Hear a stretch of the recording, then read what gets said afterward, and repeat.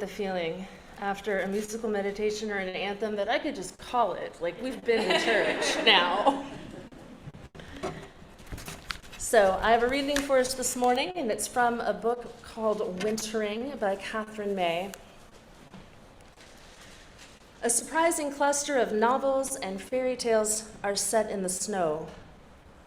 Our knowledge of winter is a fragment of childhood almost innate.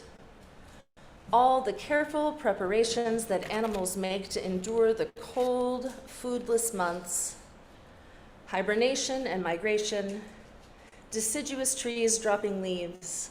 This is no accident. The changes that take place in winter are a kind of alchemy, an enchantment performed by ordinary creatures to survive. Mice laying on fat to hibernate, swallows navigating to South Africa, trees blazing out the final weeks of autumn. It is all very well to survive the abundant months of spring and summer, but in winter we witness the full glory of nature's flourishing in lean times. Plants and animals don't fight the winter. They don't pretend it's not happening and attempt to carry on living the same lives they'd lived in the summer. They prepare. They adapt. They perform extraordinary acts of metamorphosis to get them through. Wintering is a time of withdrawing from the world, maximizing scant resources, carrying out acts of brutal efficiency and vanishing from sight. But that's where transformation occurs. Winter is not the end of the life cycle, but its crucible. Once we stop wishing it were summer, winter can be a glorious season in which the world takes on a sparse beauty and even the pavements sparkle. It's a time for reflection and recuperation, for slow replenishment, for putting your house in order.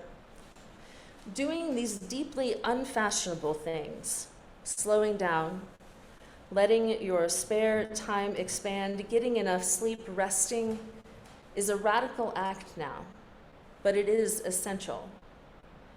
This is a crossroads we all know, a moment when you need to shed a skin. If you do, you'll expose all those painful nerve endings and feel so raw that you'll need to take care of yourself for a while. And if you don't, then that skin will harden around you. It's one of the most important choices you will ever make. And so now, it is time for us to enter our ritual space of releasing the things that we have held onto, shedding a skin. And I'll start us off with another very short reading from Howard Thurman, a poem. How good it is to center down, to sit quietly and see oneself pass by. The streets of our minds seethe with endless traffic. Our spirits resound with clashings, with noisy silences, while something deep within hungers and thirsts for the still moment and the resting lull. With full intensity, we seek before the quiet passes a fresh sense of order in our living, a direction, a strong, sure purpose that will structure our confusion and bring meaning to our chaos. We look at ourselves in this waiting moment, the kinds of people we are. The questions persist. What are we doing with our lives? What are the motives that order our days? What is the end of our doings? Where are we trying to go? Where is my treasure, and what do I love most in life? Over and over, the questions beat in upon the waiting moment. And as we listen, floating up through all the jangling echoes of our turbulence, there is a sound of another kind, a deeper note, which only the stillness of the heart makes clear. It moves directly to the core of our being. Our questions are answered, our spirits refreshed, and we move back into the traffic of our daily round with the peace of the eternal in our step. how good it is to center down. And so what helps us to center down? What do we love in our lives? And if the stillness of our hearts make a deeper note, what might we sense in it? And so for today, the bigger question is, how do we make space for that stillness? And how do we make the space to grow what we might find there? So today we are going to let go of some things. I have some rice paper. And I don't know if any of you have ever dissolved rice paper in water, but it's pretty cool. It just slowly melts away. And I also have a basket of colored pencils. So we can write, we can draw, we can color. Anything that we want to put away into the water, we can. And because it is rice paper and wax and pigments, we can then pour it outside and the earth will take it. So those of you at home may not have my magic dissolving paper, but I encourage you to do this in whatever way feels good. You can write on regular paper and maybe burn it outside if you can do so safely. I have been known to write things, shred them, and throw them into my compost bin. Some people make them into confetti to transform them into something joyful. So whatever feels good to you at home, I hope you can find a way to join with us. And so I'm going to walk around and pass out paper, and you can choose colored pencils, and whenever you're ready, come up to this bowl and drop it in. It does melt away a little bit slowly, so I'm also going to put a couple of stir sticks here to make sure that it stays private and no one can see what you wrote or drew or colored.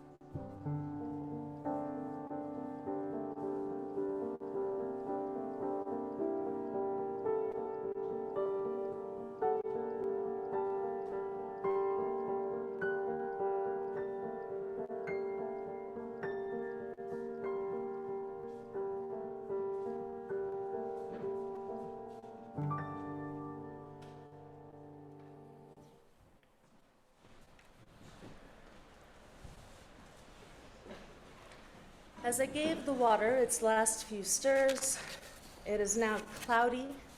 It's full of all of the things we gave to it to dissolve. All of this will be poured out outside so that bits and pieces of what we no longer want can nourish future growth. And so thank you, water and earth, for being able to absorb our bits and our pieces. Thank you for offering us renewal and healing and the possibility of future growth. May the power of your blessings move through our lives in the year ahead. And I encourage you in the days ahead to take it slow, to not leap into a resolution, even though there will be some pressure to do that, and maybe you've already chosen one or two. Reverend Rob Hardy's upcoming sermon series will explore a slower approach to living with intentionality and some acceptance. And so I encourage all of us to move on that slower timeline together. Let us close out our time together with the responsive reading, New Year's Day, in the order of service. Just like the opener, join in on the words in bold. The 1st of January is another day dawning. The sun rising as the sun always rises, the earth moving in its rhythms. With or without our calendars, to name a certain day as the day of new beginning, separating the old from the new. So it is, everything is the same, bound into its history as we ourselves are bound. Yet we also stand at a threshold. The new year, something truly new, still unformed, leaving a stunning power in our hands. What shall we do with this great gift of time this year? Let us begin by remembering that whatever justice, whatever peace and wholeness might bloom in our world this year, we are the hearts and minds. the hands and feet, the embodiment of all the best visions of our people. The new year can be new ground for the seeds of our dreams. Let us take the step forward together onto new ground, planting our dreams well, faithfully, and in joy. Our closing hymn is "The Morning Hangs a Signal," number 40. So please rise as you are willing, able, and comfortable doing so.